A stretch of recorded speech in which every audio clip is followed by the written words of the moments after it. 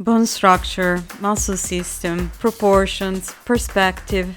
Drawing the human body seems awfully complicated. I confess that when I started researching the subject in preparation for this video, I felt a little overwhelmed. I watched a ton of tutorials on figure drawing, gesture drawing, anatomy for artists, and I even bought this book. This book by Loomis is actually really helpful and I highly recommend it. And then I stumbled upon this Mark Brunet tutorial. If you've been studying anatomy and you've been getting frustrated, overwhelmed, discouraged, it's probably because you go about it the wrong way. And I finally stopped panicking. Essentially, what Mark says is that instead of studying like a maniac before even attempting to draw anything, the easiest way to learn is actually to start by drawing and then go back to the books when you notice your mistakes or you want to improve something. So starting from the very basic understanding that the height of the human body is 8 times the height of the head, or 3 1/3 times the height of my dog. Sorry, I don't know why I did that. This is my dog Bonzo, by the way. Thank you, Bonzo. I decided to give it a shot. So here's the plan. First, I'm going to do a bunch of sketches of human bodies and I'm going to try to keep them in the 5 minutes range, but I'm not going to put a timer on just not to get anxious about it. Second, I'm going to check whether I got the proportions right, and the way I'm going to do that is I'm going to ask my husband to pick 5 sketches at random and line them up as much as possible with a reference image. And third, I'm going to do a final detailed project. All the reference images I've selected are from Pinterest. I started out with some standing poses, which are supposedly the easiest to sketch.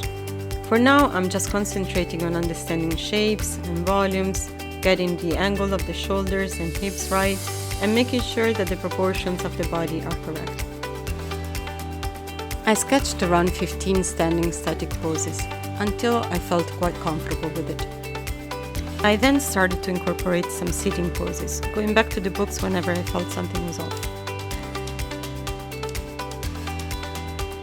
Exploring dynamic poses such as this one is where the true joy of sketching comes alive for me.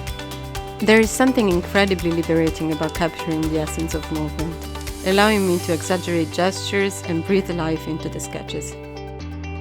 As I move on to sketching people in different outfits, I'll be honest, figuring out how the body is positioned behind the clothes has been a bit tricky for me. But I'm giving it my best shot and enjoying the learning process. So here's the moment I've been dreading, the moment of truth. Let's check out the pictures that my husband picked and let's see how I did. Okay, so first picture is this woman with the cane, and just from a first glance, it feels like the shoulder is a bit detached from the body. So let's line it up with the reference photo and let's check it out. Okay, so yes, the shoulder is definitely detached from the body, problem there. But aside from that, the rest of the body proportion is quite right. The arm, of course, is completely off. Also, the length of the arm is off. But as it was the first drawing that I did, I think I did pretty good. Let's move on to the second one. So here's the second drawing. It's a dancer, and from a first glance, I cannot really tell whether there is something wrong with this drawing. So let's line it up and check it out. It looks pretty good, actually. I made her thinner than she was, but aside from that, I don't think it looks too bad. The body proportions are quite right, and overall, I got the gesture right, so thumbs up. Let's move on to the third one. So just by looking at it, I can tell that she's really too thin. But aside from that, it also looks quite alright. Maybe I have some problems with the left shoulder. It also looks a little bit detached from the body. Let's line it up and let's check it out. Okay, so definitely too thin. And the left arm also has some problems with the attachment of the shoulder to the body.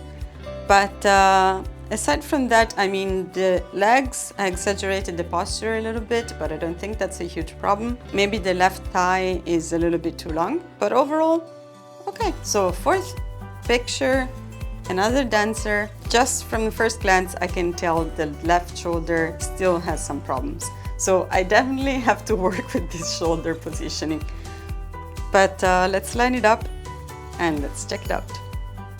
Okay, so I made her thinner once again, so I definitely do have a problem with that. And the arm is not coming out of her shoulder, it's coming out of her chest.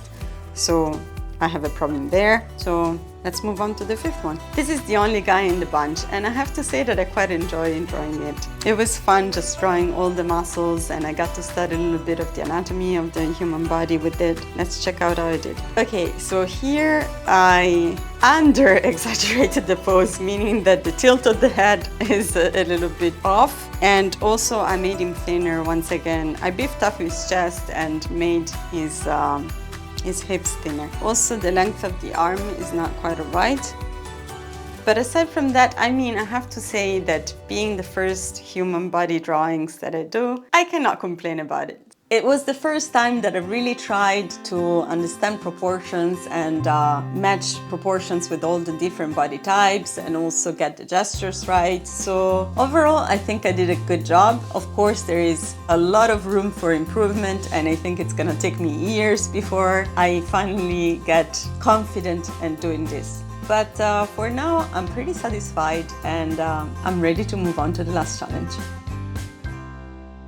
So for the last challenge, I chose this picture, and I found this painting that I really love from Carolina Gariba in one of my books. It's called Digital Painting Techniques, and I really love this style. I'm not gonna be able to replicate this style, but I wanted to have the same feeling somehow. Maybe I'm gonna copy the composition a little bit, maybe I'm gonna add a cat, maybe I'm gonna add a little bird, and I'm going to try to use pretty much the same color palette. Let's see how it turns out. Now on to the final piece. I choose a pose that's a bit challenging for me, I won't lie. I had to redo the sketch several times before I felt like I got it just right. The face in particular posed an extra challenge with its small features. Navigating those intricate details required an extra round of refining.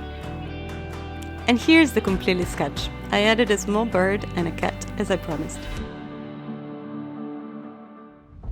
I started by color blocking the skin of the face, and then I rendered the small features of the face, added shades and highlights. As I added colors to the face, I started to realize something. While the model is beautiful, the lighting of the photo is pretty flat, and it makes it really hard to bring out the depth in the picture. At this point, I was pretty unsatisfied with my choice of a reference photo, but I decided to carry on anyways. I had the most fun painting the cat. Look at that little chubby face.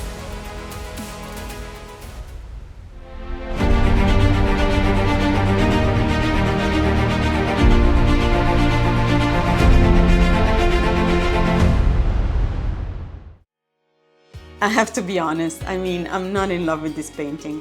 While I was working, I kept thinking that something was off. The painting just didn't speak to me, the color palette was off, it was too flat, and just the composition didn't work for me. But on the positive side, I think I got the body proportions quite right, and it took me a long time of trial and error, but in the end, I think it looks fine. Anyways, this is all part of the growth process, and in the future, I'm just gonna be more mindful of what I feel like and what I want my paintings to look like. I hope you guys enjoyed the video, and leave me a like and subscribe if you think I deserved it. And I leave the links to my previous videos here in case you want to check them out. Bye bye.